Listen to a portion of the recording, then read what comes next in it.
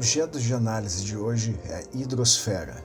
Mares, rios, lagoas. Muito fácil identificar estes corpos que fazem parte da hidrosfera. Mas vamos dar uma olhada mais detalhada sobre algumas curiosidades e características deste compartimento abiótico. Quando se fala hidrosfera, obviamente pensamos nos oceanos, nos rios, nos lagos, mas ela não se restringe a estes corpos de água. Geleiras e lençóis freáticos, que são subterrâneos, também fazem parte da hidrosfera e também vão se relacionar a algo chamado de ciclo biogeoquímico da água, que vamos analisar no momento oportuno. Há quem discuta que nosso planeta deveria se chamar água ao invés de terra, porque 70% da superfície do nosso planeta é coberta pela hidrosfera. 97,2% de toda essa água está nos oceanos. Bom, de qualquer forma, a Terra, como um planeta telúrico, rochoso, realmente possui uma porção mais significativa ainda de rochas do que de água. A crosta, que é a parte mais superficial, é composta de rocha, em outras palavras, de terra, não é mesmo? Lagos como este foram reservatórios de água e comida extremamente importante para a maior parte do tempo que nossa espécie esteve no planeta. Água potável para beber, no estado líquido como dessa imagem, é possível graças ao efeito estufa, que impede que toda essa água da hidrosfera congele e complique a vida de todo mundo. Os rios também sempre foram intimamente ligados à nossa vida. Continente adentro, estabelecemos nossos povoados e posteriormente cidades sempre às margens de rios, uma fonte de água, alimento e transporte. Por isso que o conhecimento do terreno e da ecologia é estratégico para a nossa civilização. Os corpos d'água, incluindo rios, lagos e principalmente oceanos, é o lar de seres microscópicos chamados de plâncton, como por exemplo as cianobactérias. Essas bactérias fotossintetizantes foram tão importantes que chegaram a modificar a composição da atmosfera terrestre.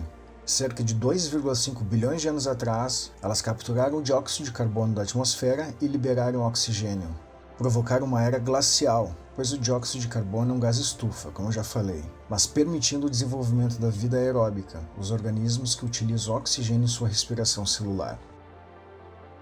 As correntes oceânicas e o clima. Um dos aspectos mais importantes da hidrosfera ocorre nos oceanos, as correntes oceânicas. Correntes são deslocamentos de água por um caminho previsível, geradas por causa da rotação da Terra, da ação dos ventos e também de temperatura e densidade das águas. Existem dois tipos de correntes oceânicas, as quentes e as frias. A região equatorial é a parte do planeta que recebe raios solares de forma mais intensa. A água nessa região é aquecida e se move em direção aos polos, tanto para o norte quanto para o sul. Essas correntes levam calor para as regiões mais frias. As águas em regiões mais próximas aos polos são mais frias e se deslocam em direção ao Equador, ajudando a regular a temperatura mais quente. As correntes oceânicas são um fator essencial para o clima. Correntes quentes, por exemplo, por possuírem maior temperatura, a água tende a evaporar mais. Quanto maior a evaporação, mais saturado de vapor d'água fica a atmosfera, que implica em mais chuvas. E onde tem chuva, tem vegetais crescendo com força. E onde há vegetais crescendo bem, há muitos animais para se alimentar. Por isso que o clima é um dos principais fatores que moldam a distribuição e a abundância das espécies, que são os objetos de estudo da ecologia. Vamos analisar duas importantes correntes oceânicas e quais impactos elas possuem por onde passam. A corrente de Rambaud. A corrente de Rambaud é um grande exemplo de uma corrente fria. Ela tem origem no Polo Sul e se desloca para o norte, pela costa do Peru. Ela traz consigo muito plâncton, alimento de muitas espécies de peixes. Por isso, na costa do Peru, a atividade pesqueira é muito rica e importante. Sendo uma corrente fria, que gera pouca evaporação e, consequentemente, pouca chuva, essa corrente é um dos principais responsáveis pelo famoso deserto do Atacama, um deserto tão árido que é comparado ao clima de Marte. O El Niño é um fenômeno que impacta a corrente de Rambaud. A corrente deixa de ser tão fria, impacta na composição de plâncton e peixes, afetando a pesca. Com esse fenômeno em ação, a corrente mais quente gera mais evaporação que o habitual, alterando padrões de chuva. A corrente do Golfo. Nosso exemplo de corrente quente é aquela originada no Golfo do México, chamada simplesmente de corrente do Golfo.